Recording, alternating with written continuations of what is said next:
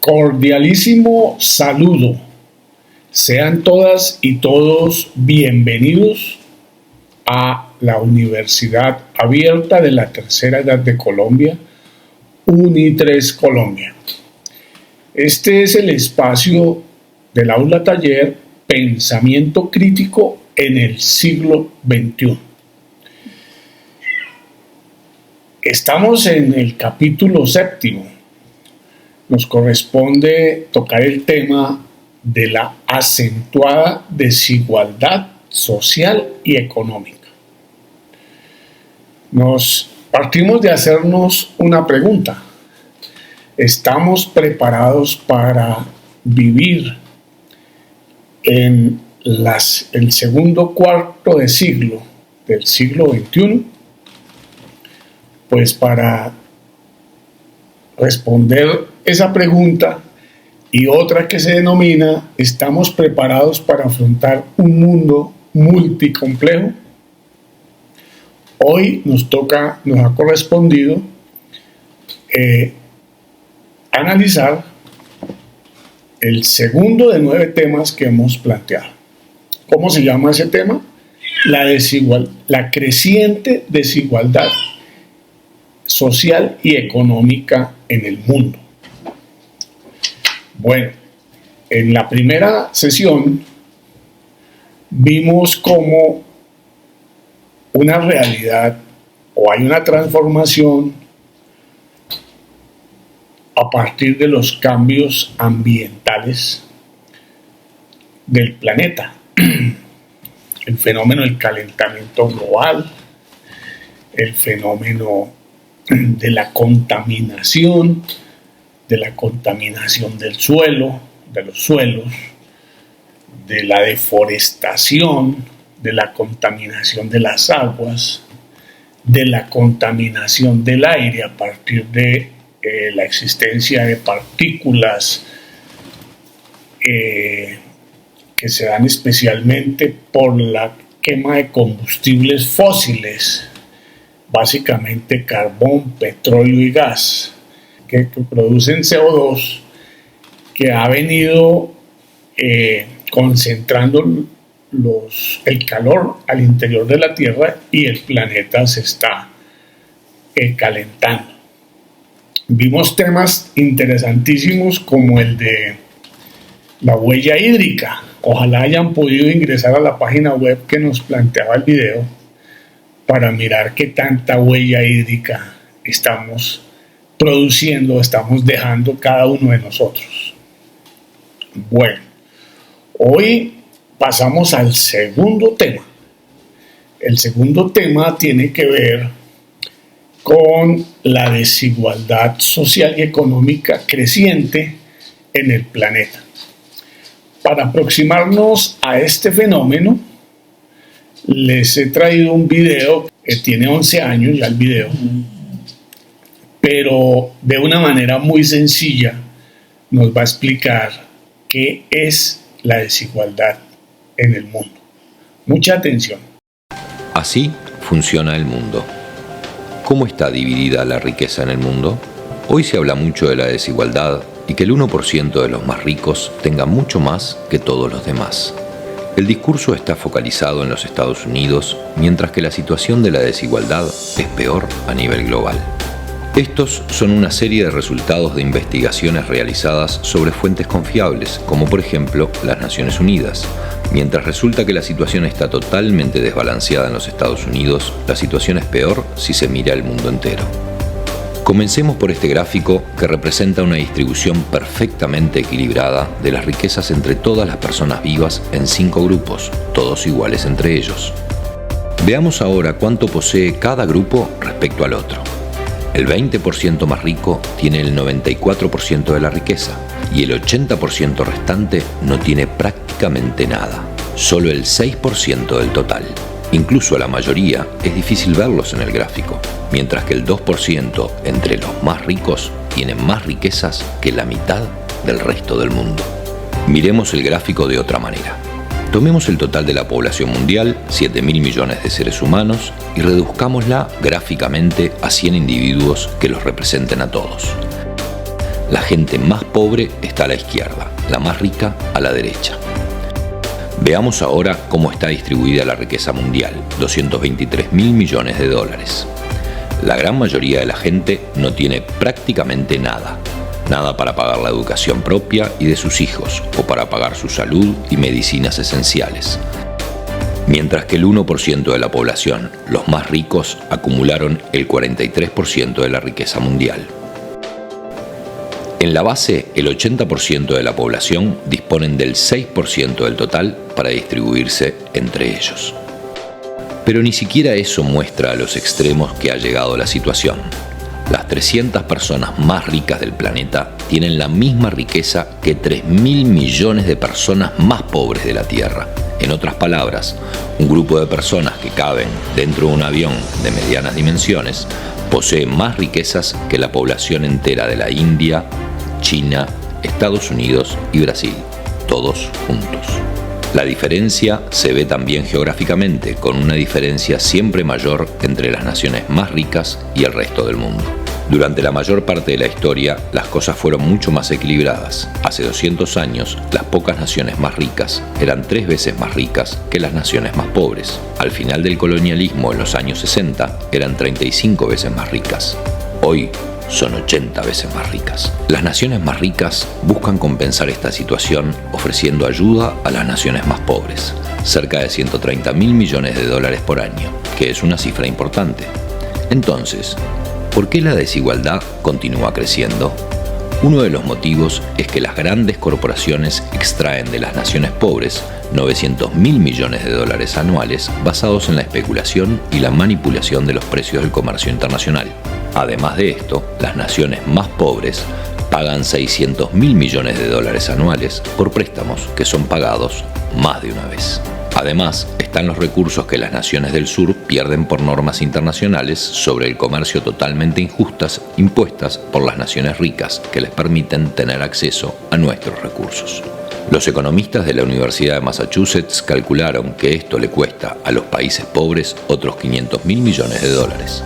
Si se pone todo junto, resulta que todos los años fluyen 2 billones de dólares, es decir, 2 millones de dólares desde los países pobres a los países ricos. Las naciones ricas aman decir que están ayudando a los países pobres a desarrollarse. Pero ¿quién está realmente ayudando a quién? Eso hace pensar que hay cosas profundamente equivocadas en las reglas de la economía global. No puede ser justo que la riqueza de nuestro planeta se haya concentrado en un número muy reducido de personas. Este no es el mundo que queremos. Este no es el planeta que queremos. Es un planeta en el que se han concentrado la riqueza en muy pocas personas y en algunos países, y por eso la gran mayoría de las personas están atrapadas en lo que se conoce como la trampa de la pobreza. Este video que acabamos de ver tiene 11 años. Quiero que miremos qué ha pasado, porque es que la diferencia es bastante. En un video que se hizo el año pasado sobre este mismo tema. Mucha atención. ¿Sabías que hay un número que puede medir cuánta desigualdad hay en un país? Se llama coeficiente de Gini y es una de las herramientas más usadas en economía para entender qué tan equitativa es la distribución del ingreso o la riqueza en una sociedad. Hoy te explicaremos qué es, para qué sirve, cómo se mide, por qué surge la desigualdad, qué países tienen el mayor y menor coeficiente de Gini y, lo más importante, qué se puede hacer para reducir la desigualdad económica. Esto te ayudará a entender mejor el mundo en el que vivimos. Lo primero sería entender qué es la distribución del ingreso y la distribución de la riqueza. La distribución del ingreso es cómo se reparte el dinero que las personas ganan en un país. Algunas personas ganan mucho y otras ganan poco. La distribución de la riqueza es cómo se reparten las cosas valiosas que la gente tiene, como casas, tierras, empresas o dinero en el banco. Algunas personas tienen muchas propiedades y ahorros y otras casi nada. En un mundo ideal, Todos tendríamos un pedazo de pastel más o menos igual, pero en la realidad algunos tienen mucho y otros casi nada. La economía estudia cómo se reparten esos recursos y qué se puede hacer para que la distribución sea más justa. Una vez entendida la desigualdad, ahora la pregunta sería, ¿qué es el coeficiente de Gini? El coeficiente de Gini es un número que va de 0 a 1 y que mide la desigualdad en la distribución del ingreso en un país o una región. Si el coeficiente es 0, significa que todos ganan exactamente lo mismo. En otras palabras, la riqueza está perfectamente distribuida.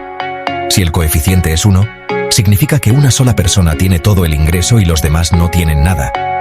Obviamente ningún país tiene un Gini de 0 o 1, pero algunos están más cerca de la igualdad y otros de la extrema desigualdad. ¿Para qué sirve el coeficiente de Gini? El coeficiente de Gini sirve para medir y comparar la desigualdad económica entre países y dentro de ellos. Gobiernos, economistas y organismos internacionales como el Banco Mundial y la ONU lo usan para analizar cómo evoluciona la desigualdad a lo largo del tiempo. También se utiliza para comparar la distribución del ingreso entre diferentes países y evaluar el impacto de políticas económicas y sociales. Por ejemplo, si un país aumenta su Gini después de una crisis económica, significa que los ricos se hicieron más ricos y los pobres más pobres. ¿Cómo se mide el coeficiente de Gini? La forma más común de calcular el coeficiente de Gini es mediante la curva de Lorenz. Se ordena a toda la población de menor a mayor ingreso.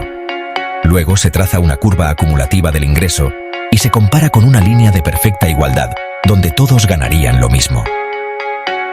Cuanto más se aleje la curva real de la línea de igualdad, mayor será el coeficiente de Gini y, por lo tanto, mayor será la desigualdad.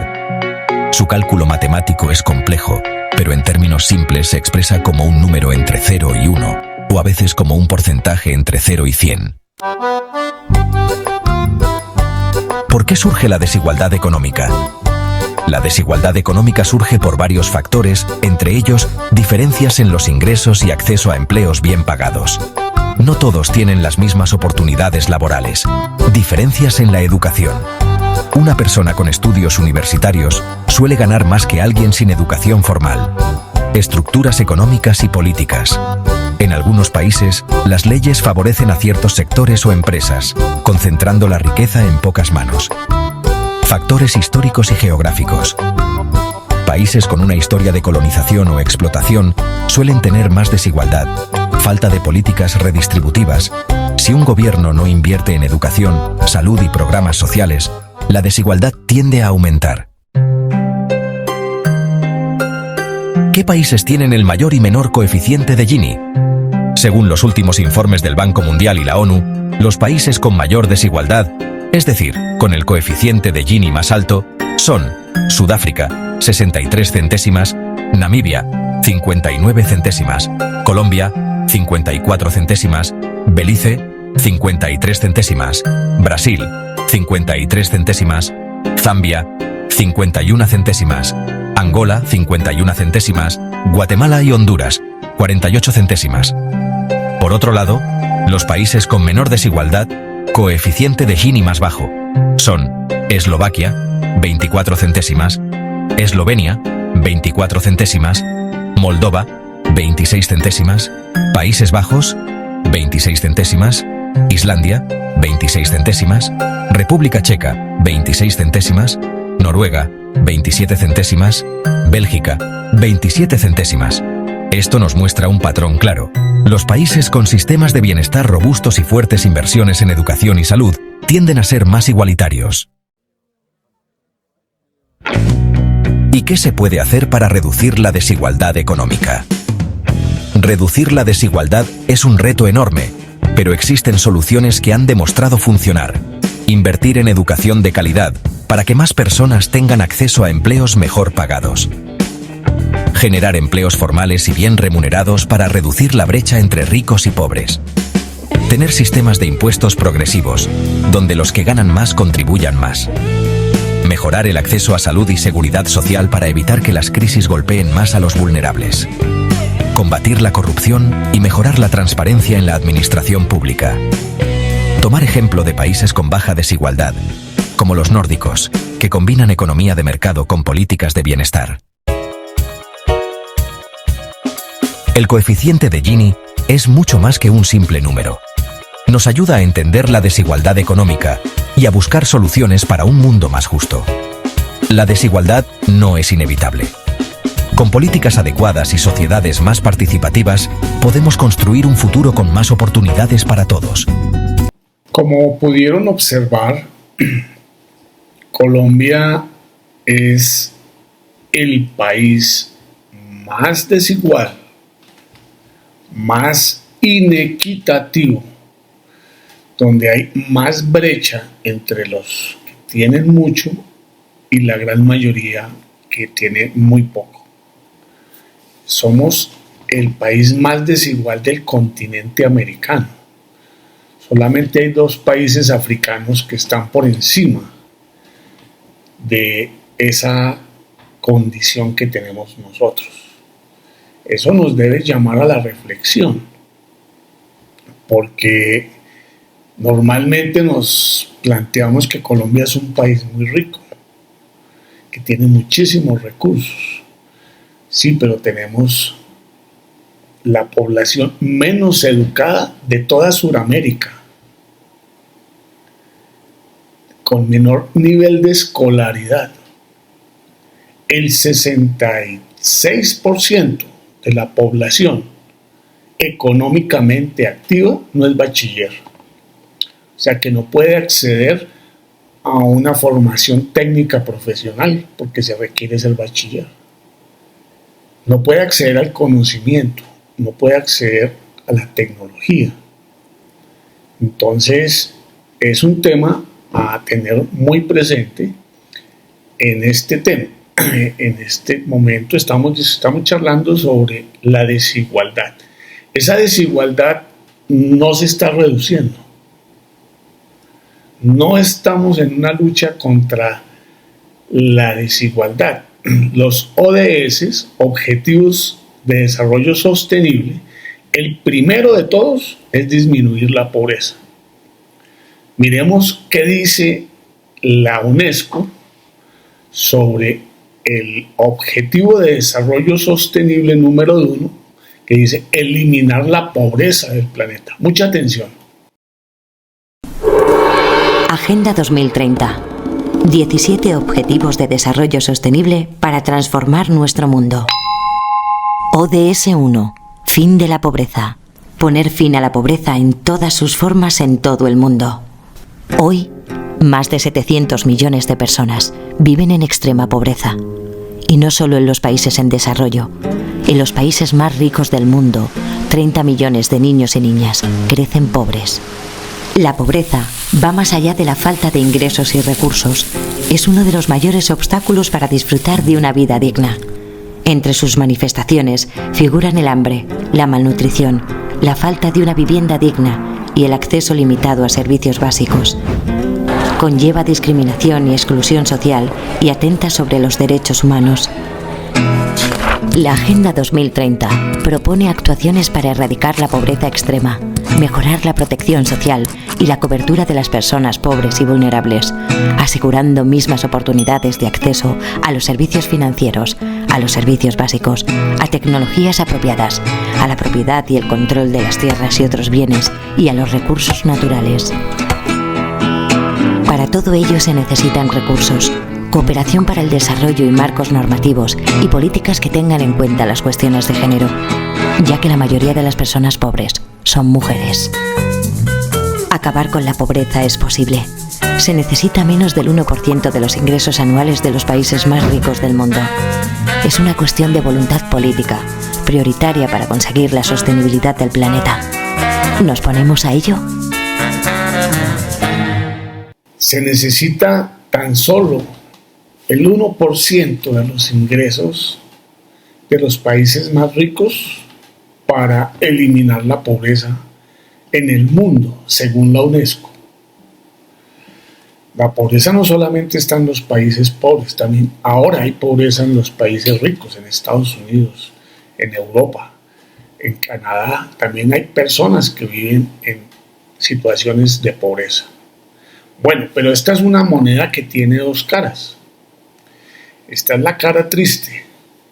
Hay una que pues a la gente le gusta mucho y pues son como los héroes, pero son la misma moneda, la misma moneda, solo que tiene dos caras.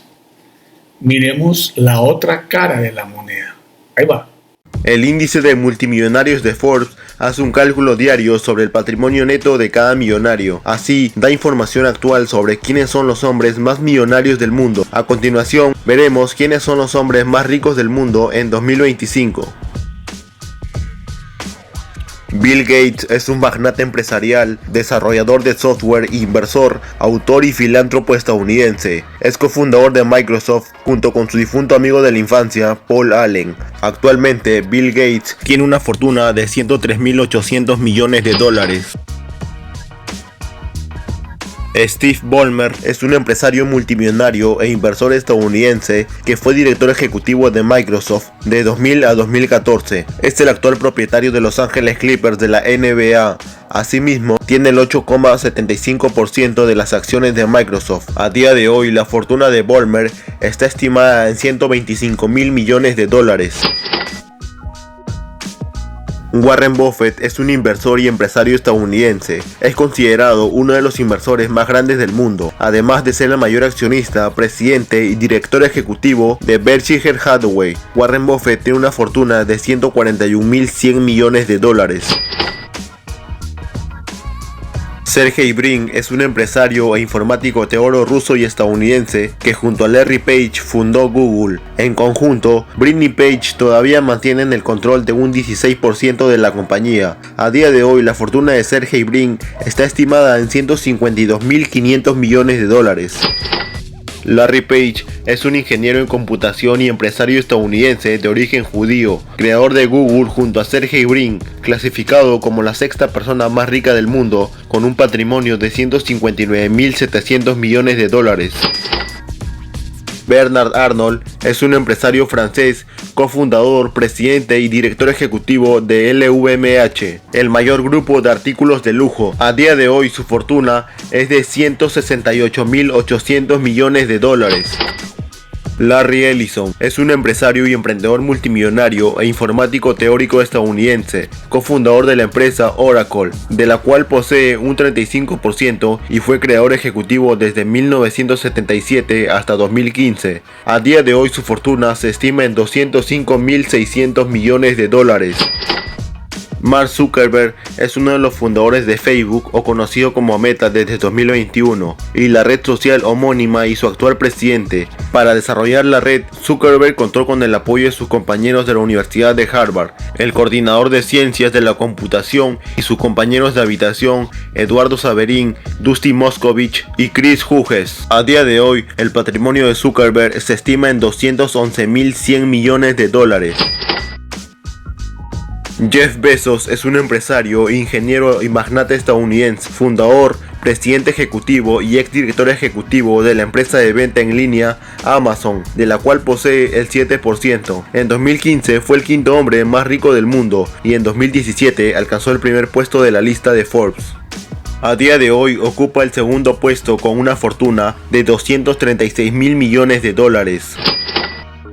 Elon Musk es un empresario, inversor, activista político, conservador y magnate.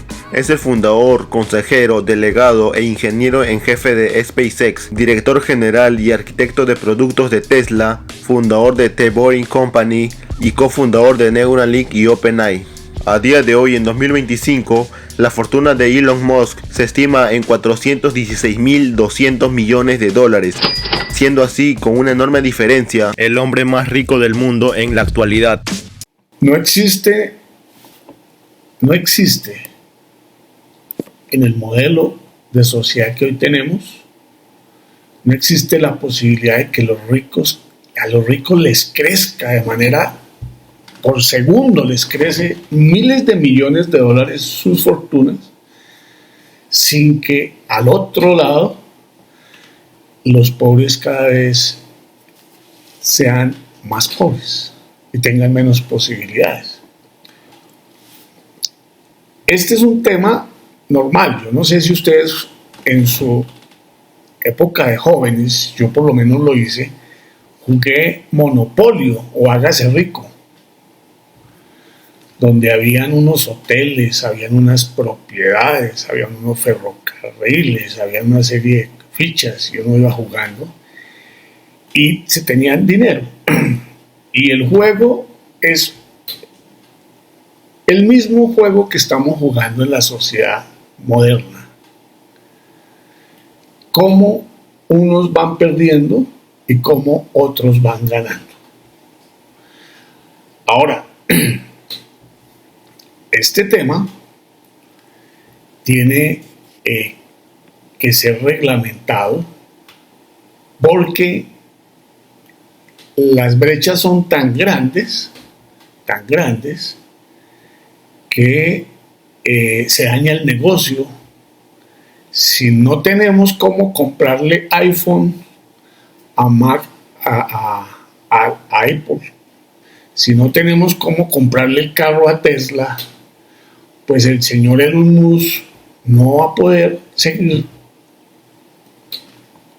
agrandando su fortuna. Y cada vez menos personas pues tienen menos posibilidades para obtener esos bienes.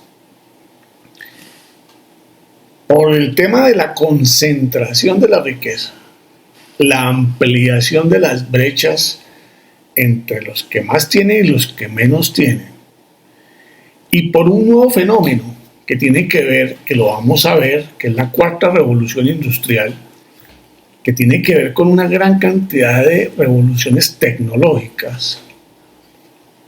También el cambio climático está apuntando a eso. La solución a ese tema a nivel global pues ya está planteada.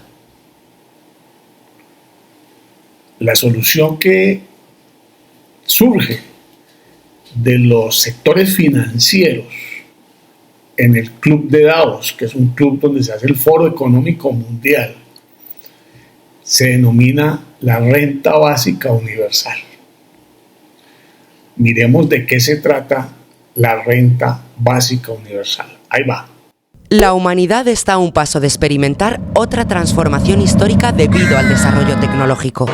Empresas como WhatsApp mueven decenas de millones de dólares con solo 54 empleados. Son muchas las voces expertas que advierten sobre la futura escasez de empleo y que estiman que en 20 años el 40% de los puestos de trabajo habrán sido sustituidos por máquinas. El capitalismo actual no garantiza un empleo para todas las personas. Y además, un empleo tampoco es garantía de una vida digna o de una existencia libre. La política económica reciente, reformas laborales incluidas, supone un ataque a las condiciones de trabajo y de vida de la mayoría y provoca cada vez más y más precariedad. Como consecuencia, se multiplican los despidos y el número de trabajadores pobres crece sin parar. Los efectos de estas reformas no son solo económicos. Según la OMS, en 2020, los trastornos de ansiedad y depresión serán la primera causa de enfermedad en el llamado mundo desarrollado.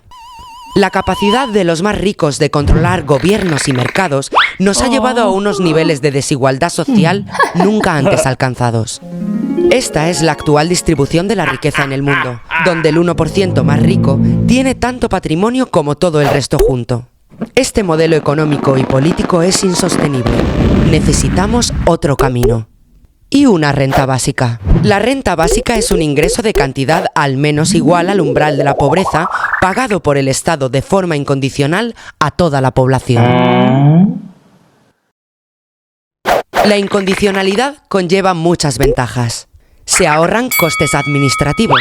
Actualmente, un porcentaje altísimo de los impuestos destinados a ayudas monetarias se utiliza para que la burocracia decida quién merece recibirlas. Evita que las personas que estén percibiendo un subsidio queden atrapadas en la pobreza, ya que podrían buscar otros trabajos para aumentar sus ingresos sin miedo a perder la ayuda por ello. Libera a las personas que perciben las ayudas de la estigmatización social. Y sobre todo, la garantía incondicional de unos recursos mínimos supone una base para que las personas tengamos más libertad y menos miedo para decidir cómo queremos que sean nuestras vidas. Para ello, necesitamos tener recursos el día 1 de cada mes. No limitarnos a ser asistidos si caemos y podemos demostrar ante un burócrata que necesitamos ayuda. Libertad, en resumidas cuentas. Pensemos en el mundo del trabajo. Para tener el verdadero derecho a trabajar con dignidad, hace falta poder elegir. Los contratos de trabajo no se firman en igualdad de condiciones cuando a una de las partes, necesitada de recursos, no le queda otra que aceptar ese contrato. En cambio, la renta básica nos capacita para elegir empleos más dignos que se adapten mejor a lo que somos. También nos abre oportunidades para tirar adelante nuestros propios proyectos. Por otro lado, las personas que trabajen en sus casas sin recibir ningún dinero por ello, tendrán la posibilidad de liberarse de la dependencia material de sus parejas. Y las personas dependientes que requieren asistencia, tendrán recursos para pensar su vida con libertad. En general, la renta básica nos permite llevar vidas más nuestras, donde quepan el ocio, los cuidados, el trabajo voluntario u otras actividades que no sean impuestas por la necesidad y el miedo. Diferentes encuestas y experimentos internacionales indican que con una renta básica la gente no dejaría de trabajar. En Europa, solo el 4% de las personas dice que lo haría. La tendencia mayoritaria en los humanos es la de tratar de sentirnos útiles. La renta básica es una palanca de activación de aquellos trabajos, remunerados o no, que verdaderamente nos realizan, en los que además podemos ser mejores y más eficientes. En cualquier caso, recordemos que no hay empleo para todo el mundo. Mediante impuestos. El sistema fiscal es el mecanismo fundamental que hace que la desigualdad aumente o disminuya. Con un sistema fiscal progresivo, el porcentaje de impuestos que una persona debe pagar crece a medida que su riqueza se incrementa.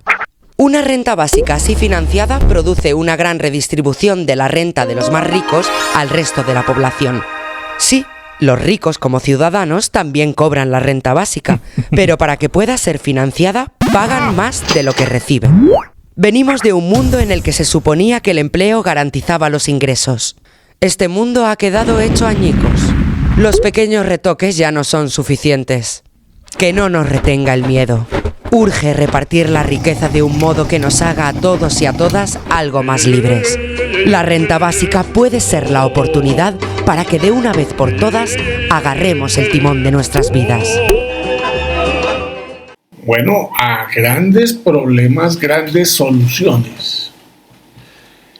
Es una propuesta, así como en Inglaterra, finalizando el siglo XIX y empezando el siglo XX, se inventaron el sistema de pensiones para garantizarle al trabajador que cuando termine su época productiva, así lo pensaban en esa época, no tener que volverlo una carga, sino que él pudiese sostenerse.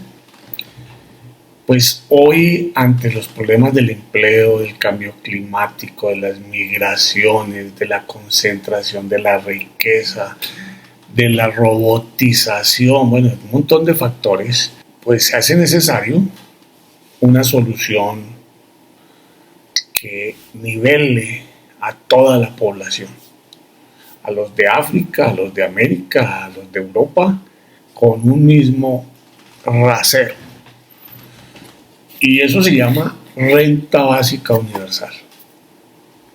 Habrá que acabar con los paraísos fiscales para que no escondan la plata los mega ricos. Y habrá que acabar con las exoneraciones y con las exenciones, donde los ricos van donde les digan que no hay que pagar impuestos. O sea, entre más ricos, menos solidarios. Entre más ricos, más buscan atesorar. Es imposible que así podamos vivir todos una vida digna. Pero si esto se pone en tensión, pues las migraciones son una expresión de ese tema, como lo vamos a ver en la próxima sesión.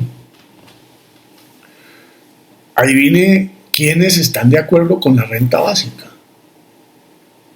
Aquí una personalidad muy importante. Un ingreso básico, el IBU, o salario universal, para que cada persona en este mundo pueda acceder a los más elementales bienes de la vida. Es justo luchar por una distribución humana de estos recursos. Y es tarea de los gobiernos establecer esquemas fiscales y redistributivos para que la riqueza de una parte sea compartida con la equidad. No olvidemos que las grandes fortunas de hoy son fruto del trabajo, la investigación científica y la innovación técnica de miles de hombres y mujeres a lo largo de generaciones, que son medidas posibles y marcarían un camino positivo de orientación. Bueno, son medidas posibles. Nos toca empezar a convertirnos en promotores de la equidad, en promotores de acciones que contribuyan al ejercicio de la dignidad de todos los seres humanos. Le estamos haciendo culto a la riqueza. Pues no es per se malo,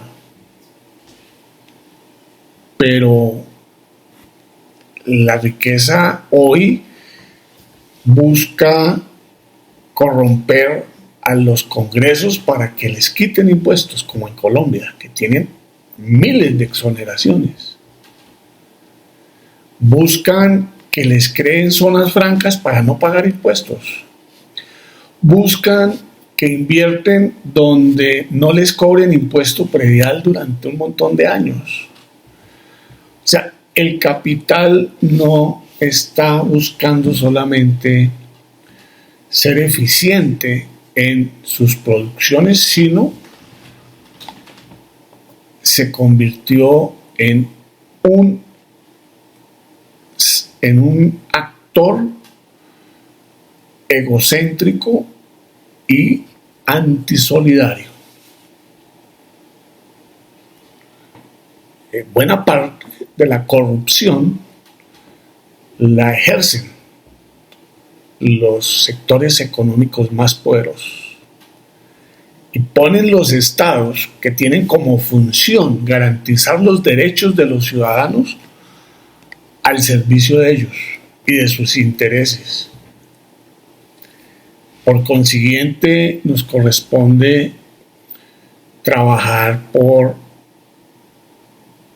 buscar caminos para la equidad.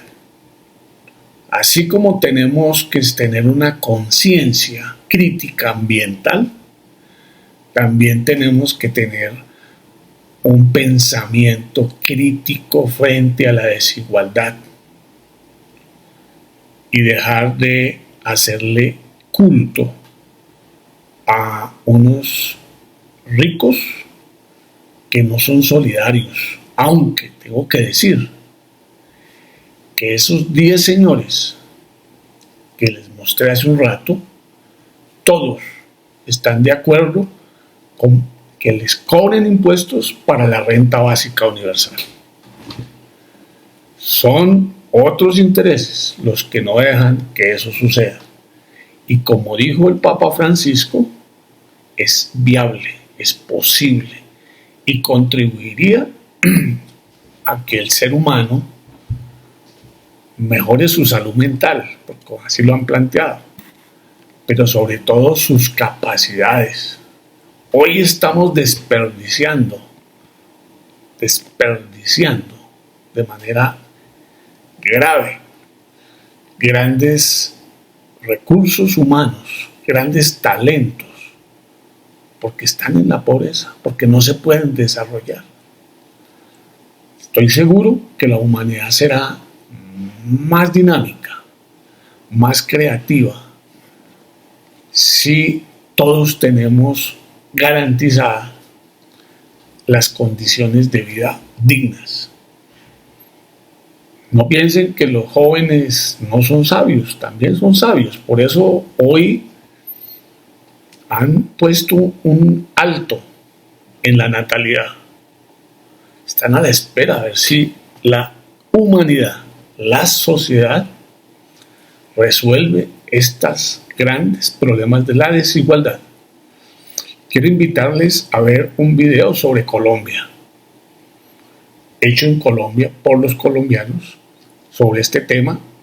Es un grupo que es un think tank, un centro de pensamiento que agrupa a varios gremios de la producción, a los industriales, a diferentes sectores, y hace una reflexión sobre la desigualdad en Colombia. Mucha atención. Levanten la mano quienes creen que el pobre es pobre porque quiere. Y ahora levanten la mano los que quieren darle una bofetada a los que levantaron la mano. Ya sabemos que el tema es polémico, pero antes de entrar en peleas, miremos las perspectivas y cómo esto nos ayuda a entender la desigualdad del país.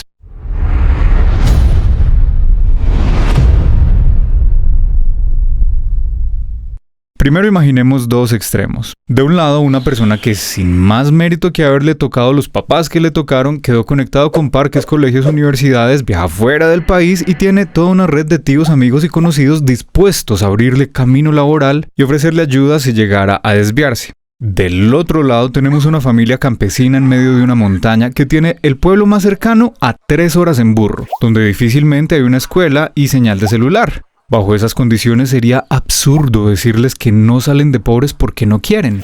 Sencillamente no tienen alternativas. Así es que la distancia entre el señorito acomodado y la familia desprotegida se mide con mayor precisión en términos de oportunidades, no tanto del mérito individual.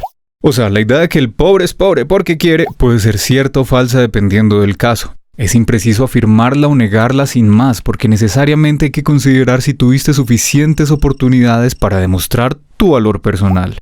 A ver, ¿y por qué es relevante presentar esto? Porque, como hemos mostrado a lo largo de esta serie de videos con FEDesarrollo, Colombia es un país de contrastes brutales. La gente de ingresos altos estudia en promedio 12 años, mientras que los de ingresos bajos solo la mitad del tiempo. En Bogotá se gana casi 3 veces más que en el resto del país, mientras que en el Chocó se gana apenas el 47% del promedio nacional. Una décima parte de los colombianos es dueña de el 60% de la riqueza inmobiliaria y financiera, y en general, según de dónde eres, a qué etnia perteneces o cuál es tu género, las cosas pueden ser más graves, pues las desigualdades se intensifican en términos de educación, conseguir trabajo, ahorrar o lograr protección en la vejez. Para FEDesarrollo esto significa que se crean trampas de pobreza que se heredan y por eso a nuestras familias les toma 11 generaciones salir de pobres, mientras que el promedio de la OCDE es de 4,5 generaciones. Y es que es evidente, sin todas esas cosas que ayudan a que uno se desarrolle física, intelectual y también socialmente, pues queda cuesta arriba salir de la pobreza. En muchas ocasiones no importa qué tanto te esfuerces. Es como competir por la cima de una montaña contra alguien que fue capacitado, que tiene un mapa con las mejores rutas, botas, cuerdas, arnés y enlatados, mientras que el otro está descalzo y sin equipo. Al talento del ganador obviamente se suma el talento de los que hicieron las cosas que le permitieron ganar. Y al perdedor le resta no tener cómo ingresar y beneficiarse de esa red de talentos. Entonces, lo que buscan las propuestas de FEDesarrollo frente a la desigualdad no es que todo el mundo tenga los mismos resultados, sino garantizar que todos lleguemos a la base de la montaña por lo menos con el equipo mínimo para, ahí sí, poder exhibir el talento individual. Y que si por alguna calamidad nos resbalamos, que no nos destortillemos cayendo al vacío. Hay algunas personas que son devotos del mérito, sea porque se esfuerzan por no perder su estatus de cuna o porque lograron superar la pobreza a pulso. Y entre ellos, muchos parecen no estar de acuerdo con que sea el Estado, basado en la imposición tributaria, el que procure un bienestar básico para todos. Y claro, hay debates fuertes y sesudos sobre lo que corresponde o no corresponde dejar en manos del Estado. Sin embargo, las propuestas que hemos presentado son una invitación a un modelo de país que tiene como base la igualdad en el acceso a oportunidades. Es en ese sentido que FEDesarrollo habla de un nuevo contrato social, uno en el que en conjunto decidimos unas obligaciones para el Estado y para los ciudadanos que nos ayuden a desdibujar las injusticias que hemos visto en los videos anteriores. Es que como están las cosas, el riesgo más grande para un colombiano es la familia en la que nace, porque esto determina la calidad y cantidad de su educación, sus posibilidades laborales y en consecuencia una vida desprotegida en la enfermedad y la vejez. Los creyentes del mérito personal señalan casos atípicos, gente que a pesar de las probabilidades rompe el ciclo de pobreza. Pero esto no es más que justificarse con la evidencia conveniente, sin mirar la imagen completa. Como lo muestran los datos de Fedesarrollo presentados en la web del proyecto, en Colombia es sistemática la falta de oportunidades y justamente por eso muchos que salen de la pobreza lo primero que hacen es ayudar a sus familiares. Un nuevo contrato social basado en la igualdad de oportunidades se trata de construir un país en el que nadie dependa de contar con un familiar brillante o tal vez suertudo. ¿Cómo logramos esto? Por supuesto, no es regalando cosas, es diseñando un Estado sólido que se enfoca en dar esas oportunidades. Fedesarrollo hace énfasis entonces en 5 ejes: la educación, el mercado laboral, los impuestos, la política social y la de protección en la vejez. Claro, todo soportado en estrategias anticorrupción. Brevemente, la idea es que la educación inicial sea universal y de calidad y que evitemos que haya estudiantes que abandonen su proceso de formación, que cuando las personas salgan a trabajar no encuentren trabas creadas por políticas que afectan la generación de empleo. En temas tributarios se busca una política más justa, que los que más tienen paguen más y que las empresas no tengan exenciones dependiendo del sector en el que operan. La política social debe seleccionar beneficiarios únicamente por el Sisbén y no por estrato. Que dicho sea de paso debe desaparecer, pues muchas familias que no son pobres terminan recibiendo subsidios por el estrato. Y hay que cambiar el sistema de protección en la vejez por un esquema de pilares para que el sistema sea sostenible y no deje a nadie por fuera. Los detalles los encuentran en la web del proyecto. El punto es que este nuevo contrato social es una nueva forma de pensarnos en comunidad. Incluso podría pensarse que cambia la noción de riqueza del país, entendida ya no en términos de sus capacidades económicas, sino en su capacidad de brindar altos niveles de vida a todos sus ciudadanos. Y en un país así, ya podríamos decir sin matices, que es el mérito personal lo que te hace sobresalir o quedarte en la base. Esto es un país con una cancha de juego nivelada para todos. Como pueden ver, los sectores empresariales en Colombia tienen una gran preocupación por el tema de la desigualdad. Y está más o menos claro en el mundo cuál es el camino, pero pues también hay unas brechas y hay unas trampas. Los países pobres están siendo esquilmados por el gota a gota de la banca internacional, que les presta recursos y les cobra intereses inmensos. Son impagables. No lo hemos tocado hoy. Quiero que seamos conscientes, muy conscientes, que no se nos olvide de la situación por la que atraviesa Colombia. O sea, este es un tema del que no les gusta hablar a nadie. Es como el sexo, es un tabú. Hablar de la pobreza y hablar de la desigualdad, inmediatamente te satanizan, te dicen que eres, de todo. No, es una realidad. Vieron a los empresarios. Y quiero que miren un programa que lo hace la Deutsche Welle, los alemanes. ¿Sí? Lo hicieron el año pasado, en Bogotá, sobre la desigualdad. Ahí va. Colombia es uno de los países más desiguales del mundo. El 1% de la población obtiene el 18% de los ingresos del país, mientras que el 50% más pobre se reparte el 7% de los ingresos. La brecha que se ha construido entre ricos y pobres se puede ver en los barrios informales o autoconstruidos. Al Paraíso en Bogotá se llega por aire. Es uno de los barrios de la ciudad donde miles han construido sus hogares juntando unas varas de madera. Ante la falta de oportunidades, cada uno se las rebusca como puede, como hace Taylor. Yo me considero, en este momento, digamos, a mis 24 años, hecho a sí mismo. Sí, en el sentido que, digamos, todas las cosas, las habilidades, las que yo he aprendido, me ha tocado, digamos, a mí sudar en el sentido, digamos, buscar las herramientas, porque, digamos, desde pequeño a mí no se me enseñó, digamos, que uno puede aspirar a muchas cosas grandes. Lo de autoconstruirse también tiene que ver con la falta de acceso a la educación superior y al trabajo formal. El baile y las redes han abierto algunas puertas para Taylor, y el arte fue la salida para May Rojas y un grupo de grafiteros locales, autores de una galería de murales al aire libre. La palabra autoconstruida la podría yo anclar en una lucha, en una palabra llamada lucha. Lucha constante con el diario vivir, lucha constante con el sistema, lucha constante con querer mejorar cada vez más. Los murales atraen al turismo y dejan nuevos ingresos para el lugar. Sin embargo, los jóvenes del barrio son una de las poblaciones más vulnerables de Bogotá. El barrio El Paraíso es uno de los muchos barrios de Bogotá donde llegaron las víctimas del conflicto armado. Acá las condiciones laborales y educación son escasas, por lo que para sus habitantes es muy difícil superar las condiciones que los llevaron a la pobreza. 39% de los colombianos viven en la pobreza, el 12% en la pobreza extrema. Los expertos consideran que se deben crear condiciones de vida dignas. Pero además de eso, la desigualdad es mal negocio. Con la desigualdad no crecemos, no somos productivos, no aprovechamos todos nuestros talentos. Entonces, incluso que si uno quiere adoptar una posición en términos del bienestar material agregado de la sociedad, sería mayor si lográramos reducir la desigualdad. En Colombia necesitamos menos exenciones y prebendas para unos u otros y más bienes públicos que sean de utilidad para todos.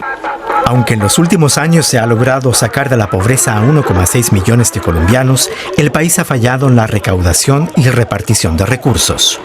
Oiga, cojamos conciencia, miren que acá lo están haciendo bien, aprendamos que esto nos puede sacar de pronto de la desigualdad en la que estamos y puede hacer que nuestros jóvenes no tengan que estar todo el tiempo, digamos, solo exponiéndose a trabajos de construcción, limpiando, digamos, haciendo aseos ambientales. Con creatividad, los jóvenes artistas buscan la forma de ayudar a vencer la pobreza que se vive en el barrio. No puede vencerla rotundamente, puede ser causante del cambio. El arte puede abrir brecha a que las personas que se interesen por hacer arte puedan salir adelante a tal punto de que de aquí a mañana puedan decir, uy, yo viví en estas condiciones en esta época.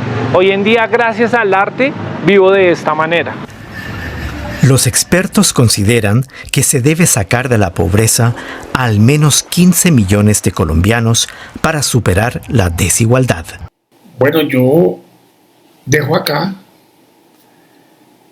No quiero sacar conclusiones.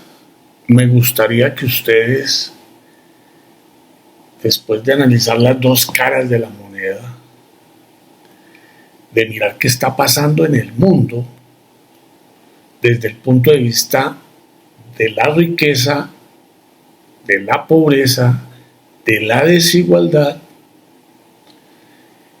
de la inequidad social y económica, entonces escriban una conclusión. ¿Son optimistas o son pesimistas? Recuerden que no es gratuito que en Colombia, de cada 4 personas mayores de 62 años en el caso de los hombres y de 58 en el caso de las mujeres, de cada 4 solamente 1 se pensiona. Eso hace parte de la inequidad, hace parte de la desigualdad. Podríamos como sociedad iniciar ese proceso de la renta básica universal por las personas mayores, porque 3 de cada 4 están desprotegidas de un ingreso regular mensual. Quiero que ustedes me cuenten en la caja de comentarios qué opinan, qué se les ocurre, qué podemos hacer nosotras las personas mayores frente a este otro reto. Ya hablamos del reto climático y ambiental, de nuestro planeta.